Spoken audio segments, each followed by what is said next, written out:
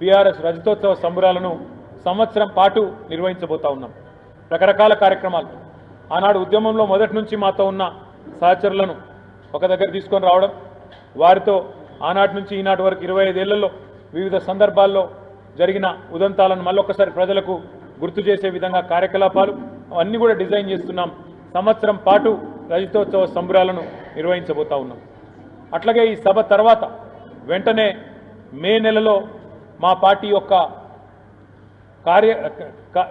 సభ్యత్వ నమోదు కార్యక్రమం మళ్ళీ తిరిగి ప్రారంభమవుతుంది. ఈసారి మొత్తం సభ్యత్వ నమోదు కార్యక్రమాన్ని డిజిటల్ పద్ధతుల్లో చేయాలి అని చెప్పి నిర్ణయం తీసుకున్నాం. ఇదివరకు ఇచ్చినట్టు ఆ పుస్తకాలు ఉండయి, మొత్తం కూడా యాప్ ద్వారా ఈసారి మనం మెంబర్షిప్ ఎన్రోల్మెంట్ కూడా చేయబోతా ఉన్నాం. అట్లాగే మెంబర్షిప్ ఎన్రోల్మెంట్ అయిన తర్వాత పూర్తి స్థాయిలో సంస్థాగత నిర్మాణం మీద దృష్టి పెట్టి దసరా లోపు సంస్థాగత నిర్మాణాన్ని కూడా అంటే గ్రామ శాఖలు, వార్డు శాఖలు, మండల శాఖలు, పట్టణ శాఖలు, నియోజకవర్గ స్థాయిలో అదేవిధంగా జిల్లా స్థాయిలో ఇవన్నిటిని కూడా పూర్తి స్థాయిలో కమిటీలను పూర్తి చేసుకుంటాం.